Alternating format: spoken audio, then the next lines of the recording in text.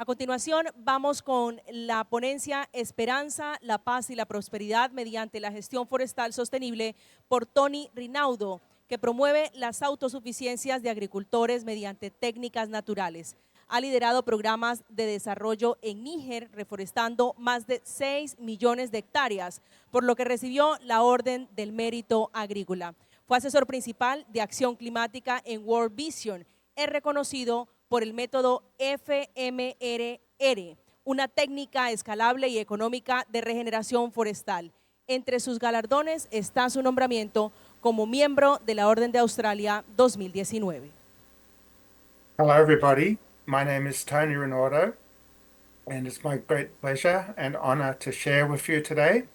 And I especially thank Juan for inviting me and giving me this honor. And I wish to thank my colleague Esteban, who will also share from his first-hand experience working in this sector in Colombia. So I'll just share my screen.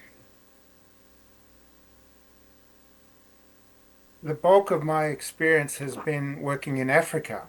And so I don't pretend to have a silver bullet solution for the complex drivers of deforestation in Colombia.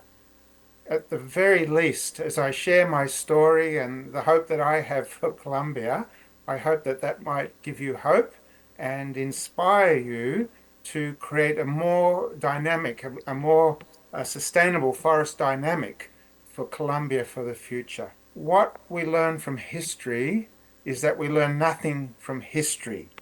And the same human-induced destruction of the landscape that contributed to flooding and more severe drought, hunger, displacement, poverty, conflict, that same destruction is going on to this day, but at a greater and a faster pace, greater scale and faster pace. At the time that George Marsh wrote these words, 1861, a territory larger than all of Europe has been entirely withdrawn from human use, or at best is thinly inhabited.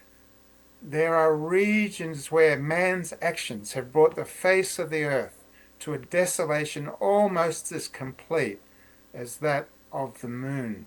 In 1861, when George Marsh wrote these words, there were barely 1 billion people on Earth, and the bulldozer and the chainsaw hadn't been invented yet.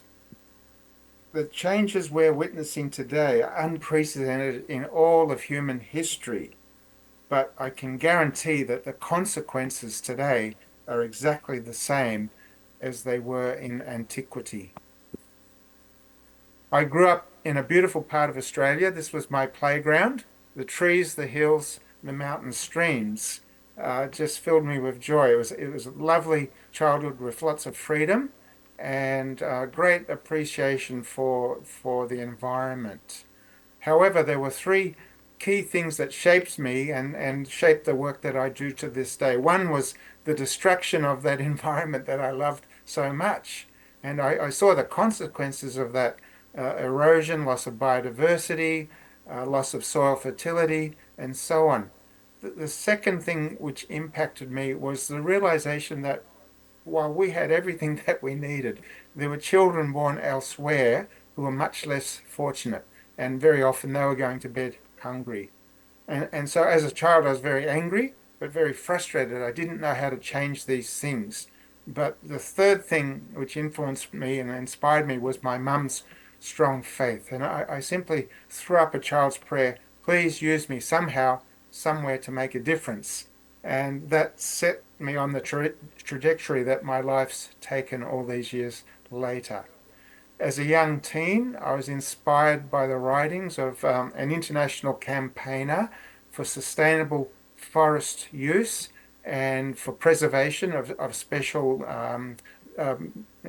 environments, Richard St. Barbie Baker. And his words were very powerful, and it was partly this that inspired me to do the work that I do. When the forests go, the waters go, the fish and game go, crops go, herds and flocks go, fertility departs. Then the age-old phantoms appear stealthily, one after another: flood, drought, fire, famine, pestilence. I studied agriculture, and that's where I met my wife, and we joined an organization that gave us a placement in Niger, West Africa. So there we were, young graduates that had studied agriculture, but no experience. The landscape that confronted us was deeply shocking. It was at a point of ecological collapse, barely able to support life. Even though in my lifetime, I was just 24 years old then, in my lifetime, this had been a dry land, biodiverse forest with plenty of wildlife, with fertile farms in the clearings, and with permanent springs of water. In 2 short decades, it had been reduced to this. And so we witnessed firsthand the consequences of environmental destruction. People were experiencing increased frequency and severity of drought. In those years where rainfall was above average, instead of being soaked into the soil and not causing great damage, they would be devastating. And there'd be loss of livestock, sometimes loss of human life, and certainly infrastructure damage. Soil fertility was lost, and as a consequence of this, crop failure, loss of livestock was fairly frequent. There was hunger, poverty, and displacement. It was just a normal part of life in what had been a very productive landscape. Everybody suffered, but the burden on women and children was greatest. They had to walk further to collect fuel wood for cooking, often more than 4 hours every second day. Water tables dropped, and very often water would become so scarce the women would sleep all night at the edge of the well, waiting for their buckets to fill up. Hunger became more frequent. Often the women had to face these challenges on their own because the men were in the cities, they were in neighboring countries looking for work, looking for food to send home, and the children weren't in school. So life was very, very difficult for the women and children. In my mind, if deforestation was one of the great root causes of all these problems, then surely reforestation would go a long way towards addressing them. And I gave it great effort. I studied, I consulted the experts, I experimented, but nothing worked in a sustainable or economically viable way. And most of the trees died, more than 80% of the trees died. And the thanks that I got from the very people that I was trying to help was they called me the crazy white farmer, not really understanding the significance of trees and the environment for their own welfare. So it was very, very discouraging. However, everything changed when I realized actually everything that I need for restoration is literally at my feet. When I realized that that original forest was still there in the form of living stumps, roots with the capacity to resprout, and very often dormant seeds. And so my whole approach shifted from treating deforestation and desertification as a technical issue. So I was tackling it with technical methods, with new species, new methods. My approach shifted when I realized the environment is quite capable of restoring itself. And I began treating this as a policy issue and as a social issue. My job became one of changing mindsets.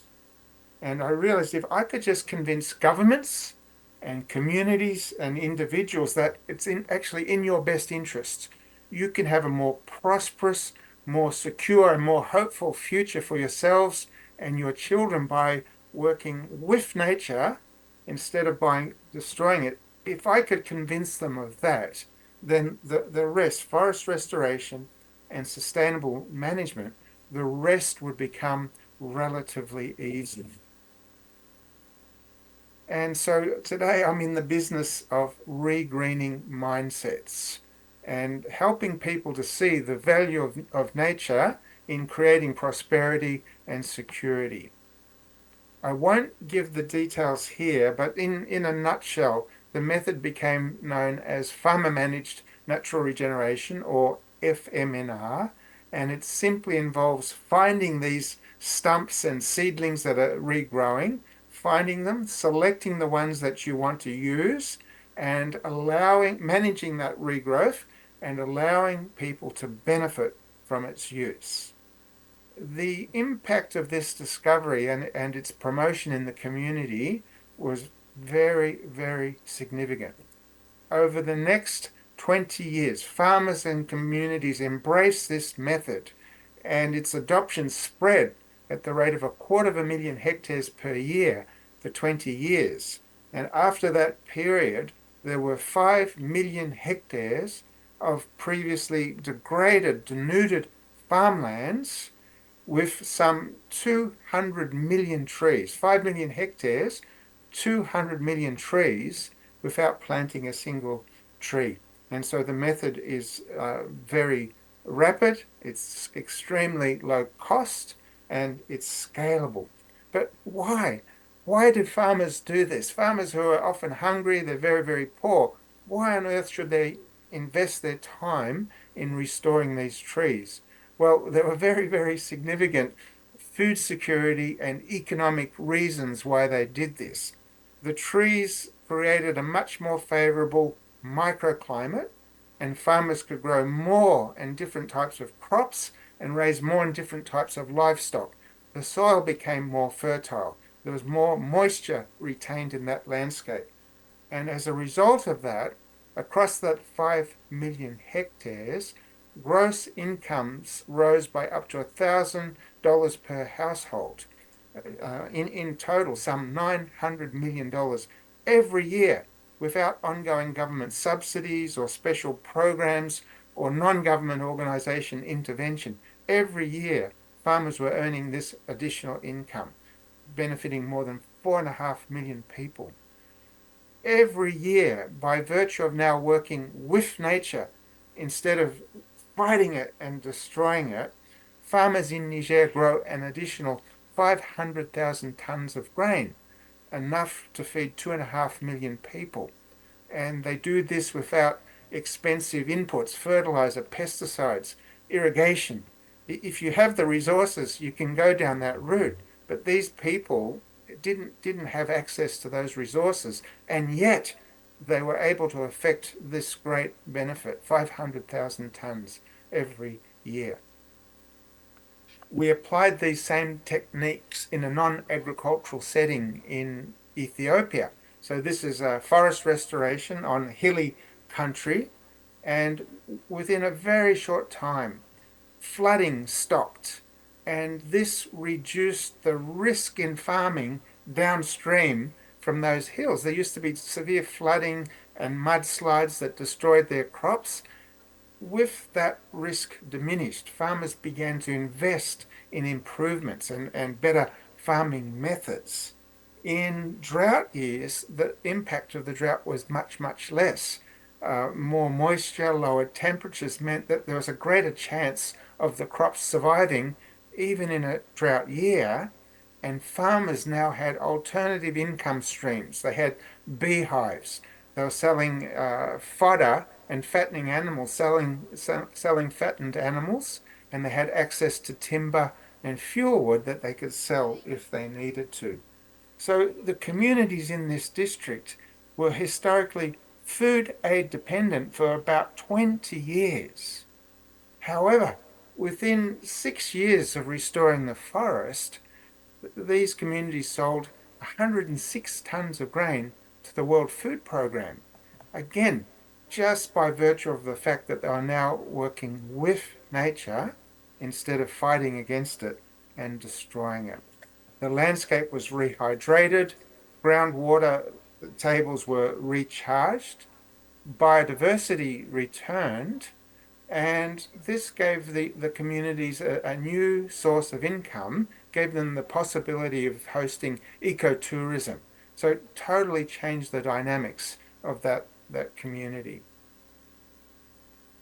there are multiple benefits to sustainable forest management and restoration of degraded lands. I won't go into the detail here, but it's an opportunity to mitigate against climate change. It helps communities to adapt to climate change, adapt to those extremes in weather. It increases crop and livestock yields and brings in better income. So again, it's an opportunity to create prosperity, greater security, and to restore hope for a better future. And actually, this restoration of hope is the biggest change that I see. If you could put yourself in the shoes of a parent who can't feed their children adequately, can't afford to send them to school or put decent clothing on them, and they've tried so many times to improve their situation and failed, they get to a point of not even trying anymore because they don't want to be disappointed. And here's this simple technique, working with nature instead of destroying it, that empowers people, that enables people to create that future that they want for themselves and their children. It's very, very powerful and transformative. And so, in conclusion, I've seen this at a local level. In Niger, I've seen it at a national level. My hope for Colombia is that you will become a trailblazer. You will set the example for the rest of Latin America, showing how the restoration of degraded lands and the sustainable management of your remaining forests can build peace, prosperity, and give hope for a bright future. Thank you very much. Siempre adelante.